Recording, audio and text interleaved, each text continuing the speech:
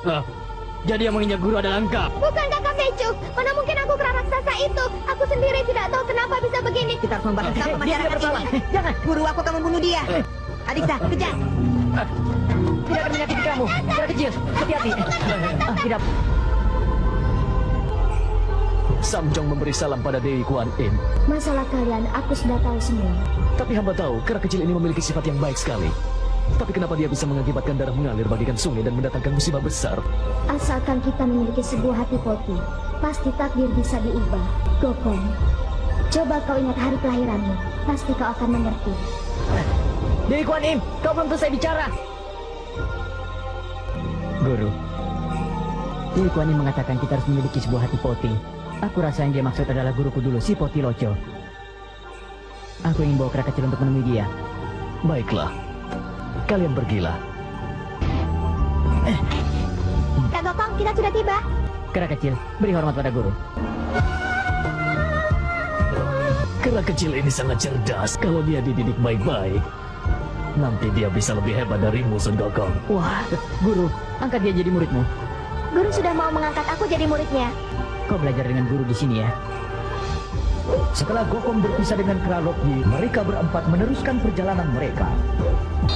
Akhirnya mereka tiba di negara Gaochong. Berhenti! Kami datang dari Tung Tu Taitung, jadi ingin menemui Kaisar untuk saling menukar kitab suci. Kalian ini membawa benda pusaka apa tidak? Kalau kalian tidak membawa benda pusaka, Kaisar tidak akan mau menemui kalian. Tuan pejabat, kalau kami tidak punya benda pusaka, lalu bagaimana? Kalau tidak punya benda pusaka, kalian tidak bisa lewat. Kami datang dari Tongsi Taitong. Tidak hanya punya satu benda pusaka, kami punya 4 benda pusaka. Kalau begitu akan kubawa kalian menemui Kaisar. Hamba memberi salam pada Kaisar. Di mana keempat benda pusaka itu? Keempat benda pusaka itu adalah kami berempat semuanya. Dalam kehidupan sebelumnya, dia adalah seorang jenderal Qian Lian. Lihat dia adalah jenderal yang membawahi 100.000 prajurit di langit ke-33.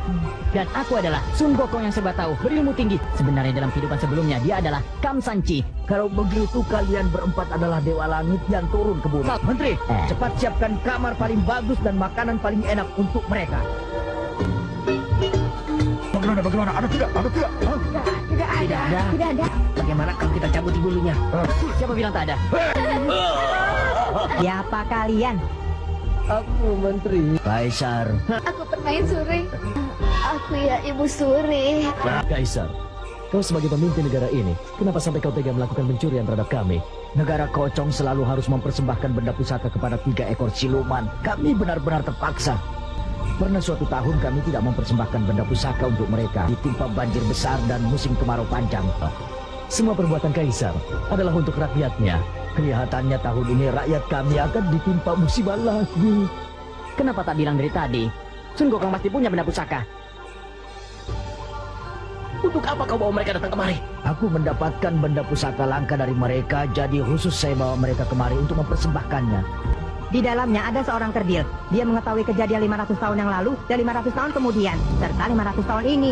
Kakak besar, mari kita lihat dulu. Aku dewa setinggi 3 inci, tahu kejadian 500 tahun yang lalu. Seperti apa aku 500 tahun yang lalu? Jadi Punix melahirkan Merak, Merak melahirkan Taifong. Setelah Yoktai mengetahui kalau Taifong adalah keturunan Punix, dia lalu memberinya ilmu dan mengangkatnya menjadi dewa. Memerintahkan dia mengatur angin dan hujan negara Kocong. Aku memang dianggap menjadi dewa oleh Yoktai. Katakan sekeras mungkin. Ayo, teruskan. Setelah itu Taifong berubah menjadi ayam gunung, punya sayap tapi tak bisa terbang. 100 tahun kemudian ayam gunung berubah menjadi merpati. Paling enak direbus, dimasak, ditim atau digoreng. Kakak, kau hebat. Aku memang Sun Gokong yang serba tahu dan hebat. Hari ini datang ke sini untuk membasmi sampah masyarakat seperti kalian ini. Baik, lebih baik kita bertempur sampai mati. Kalau kau kalah, kau tidak boleh menginjakan kakimu ke negara Kucong nanti. Kalau Perlombaan dimulai. Lihat saja nanti.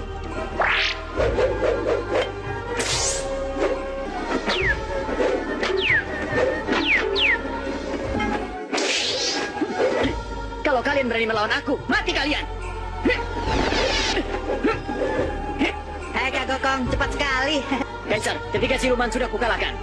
Benar-benar cepat dan hebat. Kuhadiahkan sebuah pisang. Saya akan datang kemari. Jangan bilang begitu. Apa kabarmu belakangan ini? Baik-baik saja. Tapi Pak Kamsi datang ke sini. Ada urusan apa? Untuk meminta kau ke kerajaan langit. Apakah hamba akan menjabat sebagai Kaisar Laut Kengho? Benar. Aku rasa tidak bisa memegang jabatan ini. Cipoti, apakah kau ada kesulitan? Tapi hamba ingin memohon pada Yoktai untuk memberikan waktu 3 hari pada hamba untuk menyelesaikan masalah pribadi. Jika karena kau mengulur waktu sehingga mengakibatkan musibah besar, apa kau berani bertanggung jawab? Aku akan memberimu waktu 2 jam untuk menyelesaikan masalah pribadi. Kera kecil, kemari. Di antara murid-muridku, guru paling mencemaskanmu. Kau berjanji padaku, pelajari ilmumu baik-baik. Yoktai memerintahkanku untuk menyambut Cipoti menjabat Kaisar Laut Kengho. Hamba menerima perintah.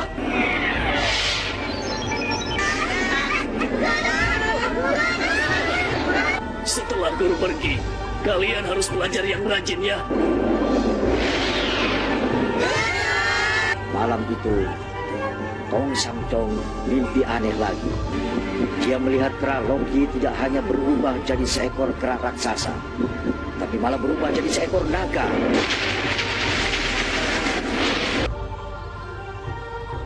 Guru, kau kenapa? Aku bermimpi lagi. Aku bermimpi kera raksasa itu merusak kota Ciutan. Lalu malam hari kau bermimpi, kera kecil itu sekarang sedang belajar ilmu pada guruku Cipoti Lojo. Kabarnya prestasinya menggembirakan, tidak akan terjadi apa-apa, Guru. Betul, Iya, betul. Wah, bagus sekali. Ayah, Anakku, ayah. anakku.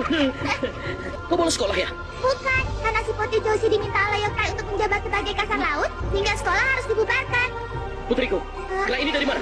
Kecil ini adalah temanku. Dia berguru pada Sung Gokong. Jangan sakiti dia. Tapi kau tidak boleh bicara bohong pada ayah.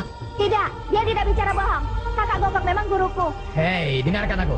Apakah kakak Gokongmu pernah bilang bahwa kau nanti akan besar seperti dia? Bu asliku dan kakak Gokong sama. Kita bicarakan di kamar saja. Putriku, kenapa kau? Aduh, ayah sakit Tenang, sekali. tenang. Bagaimana ini? Bagaimana?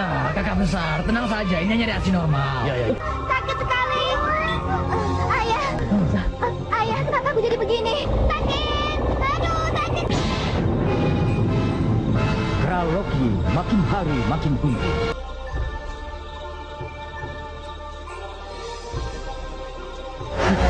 Mengerikan, mengerikan. Kera kecil, kau kenapa? Ayah, kita harus apa? Aku tidak tahu. Jangan dekati dia. Pergi kalian jahat. Jangan pergi. Sudah. Dewa Erlang, kabar belakangan ini Nenek Angin dan Putra Guntur terus membuat ulah. Akibatnya timbul bencana dan penderitaan bagi umat manusia di bumi. Dewa Erlang, kau adalah penegak hukum. Bisakah kita mengasihani umat manusia dan menghentikan bencana? Mereka pantas mengalami bencana ini sebagai hukuman atas dosa mereka. Mohon Paduka jangan begitu saja mengampuni mereka. Kita cuma berharap Biksu Tong dan murid-muridnya cepat mendapatkan kitab suci. Berdasarkan pengamatan hamba, Biksu Tong dan Aku benar-benar sial. Anda pasti Panglima Tipaka itu kan? Adik Cangkel, Panglima, apa maksud Anda? Panglima, pasti Anda salah lihat orang. Aku mendengar bahwa beberapa hari lagi Panglima akan memimpin pasukan pergi menangkap monster raksasa itu. Jika kalian sanggup menangkap monster tanpa mengorbankan satu prajurit pun, betapa beruntungnya negeri itu.